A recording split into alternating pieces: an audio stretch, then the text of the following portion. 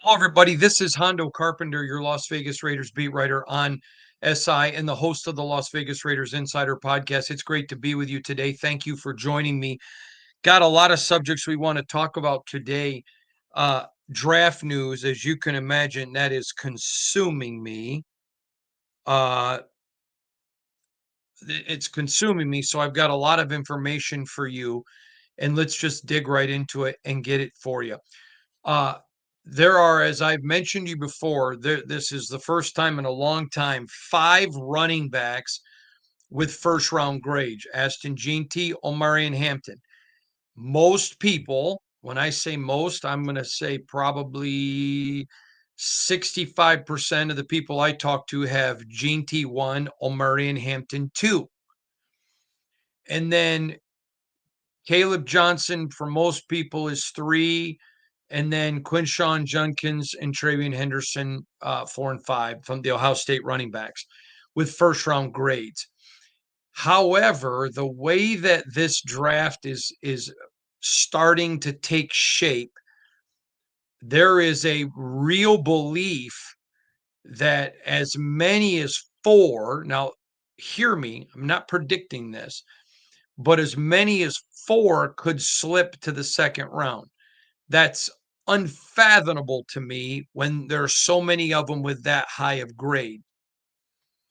However, there is a mass amount of um, running backs, high quality running backs. There's a mass amount of high quality players at several positions. Now, the drop off on some of them, there's a lot at the top, but maybe not as many, or the drop off's a little bit more steeper. So there is a belief right now that there's going to be a major run on offensive linemen. I'll give you a couple of names: Will Campbell, Armand Membou, uh, Banks, Josh Simmons, Gray Zabel. Right there are 5 offensive tackles. Zabel can really play all 5 positions, but that people are generally thinking are going to make it in the first round, and a good chance interior lineman in Tyler Booker is going to make it in there too. So that's 6. Um, I think everyone pretty much accepts right now that there are going to be at least 4, maybe 5 quarterbacks. So there's 10 of the 32 right there. So again, there's a general feeling. We're going to talk about those running backs today. I mean, about those offensive linemen. Will Campbell, it's kind of like Gene T, a little bit more than Gene T. 70% of the people I talk to have Will Campbell as the number 1 um, offensive tackle and Membou as the number 2. About 30% have Membou 1, Will Campbell 2. Now, I talked with a guy today who shared with me something fascinating.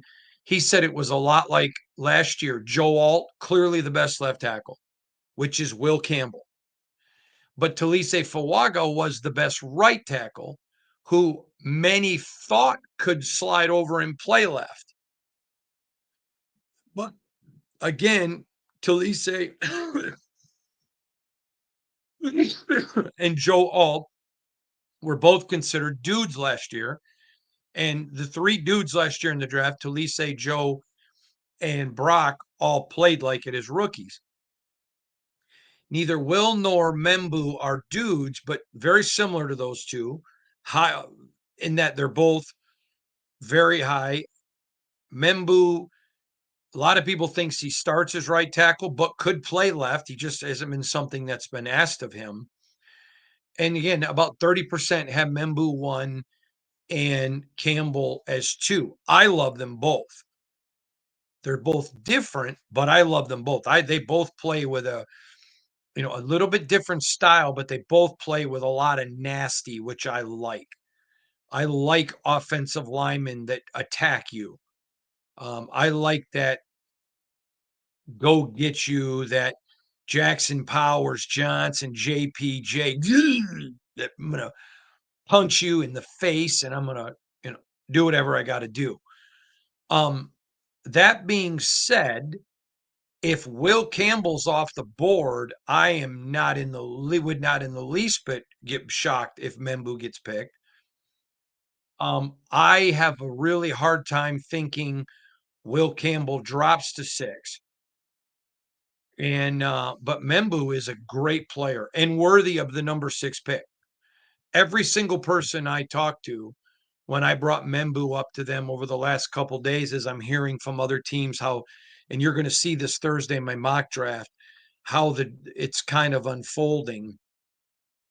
Um, I asked them, what are your thoughts on Membou if the Raiders are to take him to 6? And every single team I talked to said, great pick, great pick. So this is a guy, go put the film in. I've studied him a lot. I really like him. Now, when I mentioned Membou the other day, some people asked me, actually, several weeks ago, in my mock, I think it was my third, it may have been my second, but somewhere in there. I think my next one on Thursday is my 8th.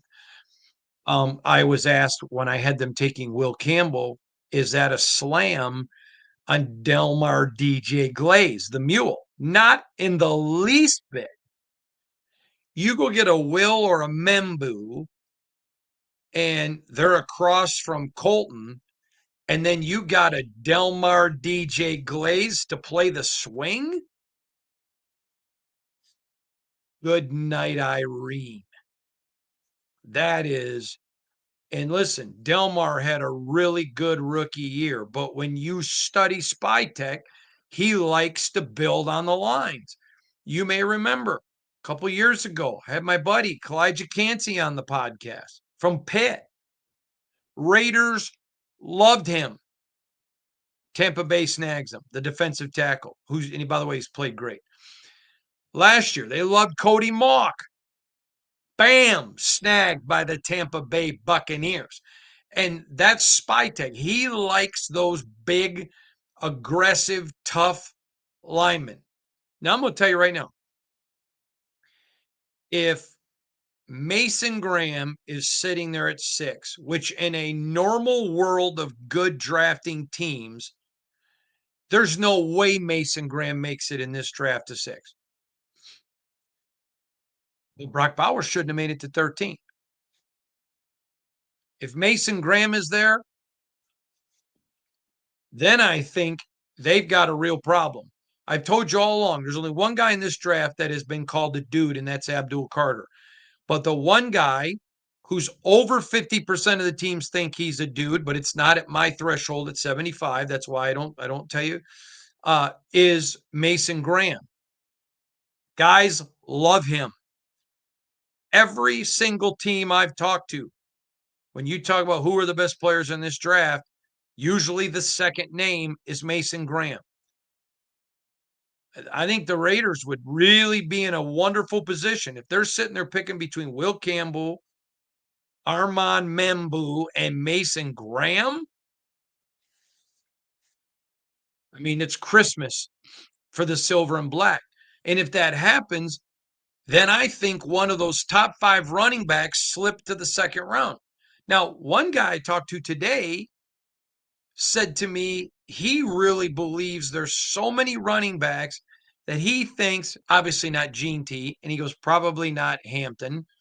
He goes, but I could see Judkins, Henderson, maybe even Caleb Johnson. He goes, although I find that hard to believe, slipping to that early third, which would be mind boggling.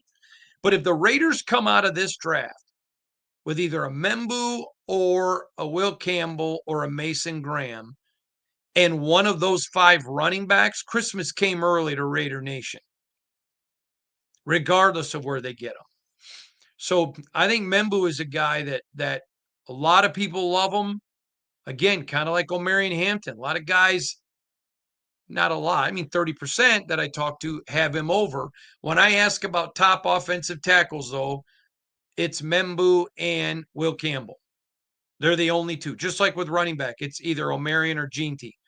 The other ones all have first round grades, but they're not in that discussion as the top elite. But they're still super good players. super good players. Now, it's just interesting talking to people now because, as I've told you before, most of the hay's in the barn. I gave you a lot of insight yesterday into Will Johnson's workout. I talked to multiple teams today. Every one of them still has a first round grade on them. Interestingly, though, not all, but majority said with concerns about his speed that were there legitimately before the 2 injuries and him not running, they said they would be looking at him, 16 plus, meaning, 16 to 32, but with a first round grade. Again, though, if you're the Raiders and you are 100% convinced because you have such connections to Michigan, here's what he legitimately runs. And that's not a concern, then you pick him. Just like I told you about with Will Howard. A lot of guys got a 5th round grade on him. But I've been told by multiple executives, Chip Kelly in the building is a super big deal. And if Chip's telling you this is our guy, and you obviously trust Chip, he's the highest paid offensive coordinator in the NFL, you take him whenever you got to take him to make sure you get him. Same exact situation. Same exact situation here. So it's just interesting to watch now as the draft is coming into view. I mentioned this to you the other day. I believe Shador will go in the first round. I've always said that. I've never everyone that I trust as quarterback drafters do not have a first round grade on him, but I still think he's going to go in the first round. But if he doesn't, keep a real strong eye on Cleveland. They would love to come out of this draft with Travis Hunter and Shador. They would love it. And I mentioned yesterday about Shador not going to the Green Bay. And I told you yesterday, I talked with a couple of people that told me they were certain he had been invited, but they just didn't know. You need to also remember, and several of you emailed me on this, and I've talked about it already, but I should have mentioned it yesterday.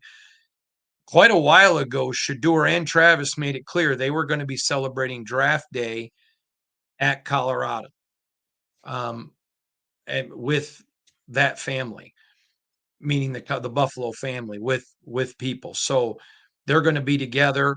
I brought it up to you because some people found it interesting. And some of you were like, this is not a big deal. They've already announced it, which they had. I'm just telling you, relaying to you what NFL people have said. But you're absolutely right. And I'll tell you, nobody mentioned this to me, but I'll mention it. Remember, Joe Thomas didn't go. He was out fishing with his dad when he got picked. So I mentioned it to you because it was something that several people had mentioned to me. I don't think it's that big of a deal. But, and again, no one else had said this, but Joe Thomas was somebody who didn't go, and he had a great career. But I know that there are people who have found it to be interesting, and I'm just throwing that out there for you. I want to talk about Quinshon Judkins for a minute because this guy runs really violently.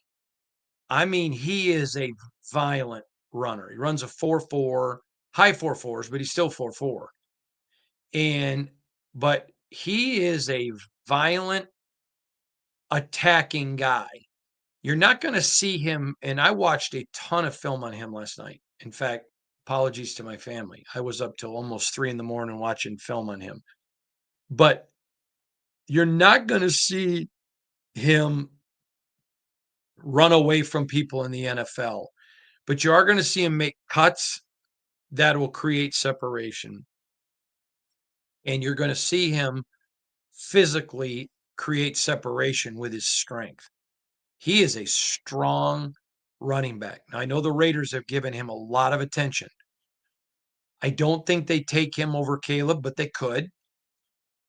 I don't think they take him over O'Marion or Gene if they're on the board, but I would not be shocked if Quinshon wasn't wearing the silver and black when this is over.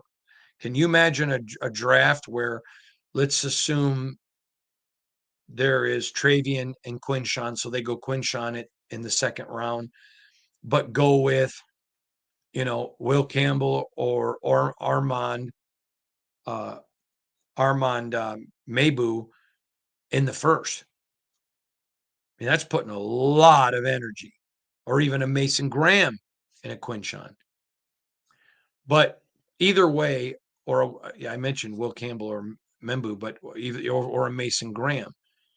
The point is the Raiders they are going to always take this approach, BPA, best player available. And they're going to constantly take that approach because now you don't have people who are fighting for jobs. They know they're here long term. John Spytek I've shared this story before. And the moment Josh McDaniels got this job, and I was told this by people who were in the building, there was great concern among him about getting fired. And Dave Ziegler, who I have been critical of, I think should have went to Mark Davis and got clear delineation of roles. But Dave Ziegler wanted to play the long term with the Raiders. Josh was concerned about the right now. And you now have Pete Carroll and John Spytek who are taking the long term approach, who are taking the long term, where is this going? Who are taking the long term attitude.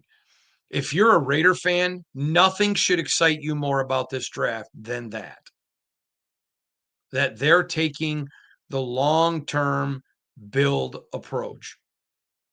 Just keep laying down line upon line, precept among precept.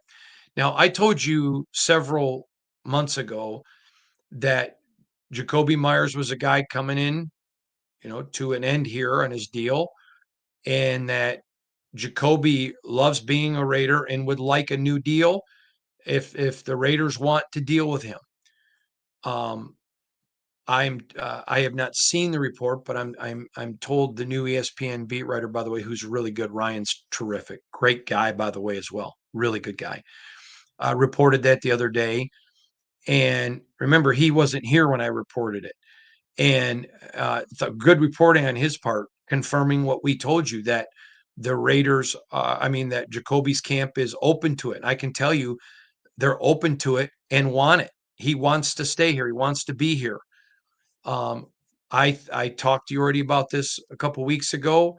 After maybe it wasn't a couple weeks ago, maybe 10 days ago, but after the owners' meetings, that John Spytek likes to get to know guys. But I can tell you, Jacoby likes it here. Jacoby wants to be here, and I 100% know factually, Jacoby would like to get a deal, to get some long-term assurances, but to be here. He's not a guy looking to leave. He wants to be here. And I think that's a great sign for the Raiders. That tells you about the culture they're building and everything else. I also want to dig in on something that I found to be extremely fascinating about the Raiders is when you look at how John Spytek has drafted, and I would really suggest that you go back and look at it, you see patterns that he understands. Why is Tampa always consistently, battling to be in it? I'm talking about playoff race. And I think you see because they constantly take BPA, make it work. Now, one last point I want to make, and it's about the level of drafting in the National Football League. I was told today by someone who has never given me bad information one time, ever. Going back to the first time they ever gave me information, well, not the first time. Well, one of the first few times they gave me information was years ago when they told me Tim Tebow was not going to get out of the first round. You may remember the story. I wasn't covering the Raiders at the time, but in my mock, I was the only national media guy that covering the NFL that had Tim Tebow as a first round draft pick, and I got mocked for it. My mock got mocked. But anyways, um, and I was on Mike and Mike, the old show on ESPN, uh, talking about it later when he did get picked. So that's how long he and I go back. Listening who some of these people think is going to be taken is astounding. If this goes how people believe it's going, there are going to be some picks that on Thursday night. Uh, Man, it's hard to believe that is literally 8 days away. That are going to shock some people. That are just going. You're just going to be like, what? Now, I'm going to tell you this. When people's jobs are on the line, okay, so let's use Spytech and Pete Carroll. Um, if they pick somebody that blows my mind, and at this point, I don't think that's going to happen. It doesn't matter what I think. If the pick hits, they look like geniuses. They own the pick. And if it doesn't, they utterly fail. Okay. So you may remember last year, or a couple years ago, they signed Jimmy Garoppolo. I thought that was a horrific move. But I said before they ever did it, that is not a move you make. You don't let Derek go for Jimmy Garoppolo. But I said at the time, if they do, they're the ones who they're putting their jobs on the line. And so they deserve, and if it works, they get all the credit. And if they don't, they get all the blame. Okay. It's just like Tyree. There were teams that did not want Tyree Wilson because of his injury and the belief that people with that injury, a very much smaller percentage pan out in the NFL. The Raiders were 100% convinced based on their medical people he was going to be fine, but the first year was going to be a red shirt. They were open about that. So you know what? Okay, good. Give him his red shirt. Now he had to play, but he was injured the entire year. So I'm not counting that. I'm not going to judge him. I judge guys in their third year. I'm not judging him till his fourth because his first year didn't count because they were upfront about it. Had they not been, then I think you do. If Tyree doesn't pan out, that's going to affect the opinion on Dave Ziegler. 100%. 100%. But you let people make their picks because it's their job. And it's just like with Will Johnson. If somebody wants to pick Will Johnson in the top 6, I wouldn't. But if they want to and it pays off, they deserve all the credit in the world. I'd be very happy taking Will Johnson in the second half of the first round. But you don't. The reason the top half of the first round teams are always there is because they make those risks. And occasionally one will pay off, but 4 don't, or 5 even. And so I'm not hearing any of those wild picks for the Raiders, but man, I'm hearing some doozies.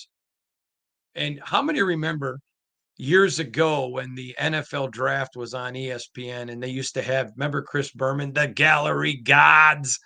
And it was always because it was in New York, Radio City Music Hall, and the Jets fans would almost boo any pick they made. It was really funny. It was great.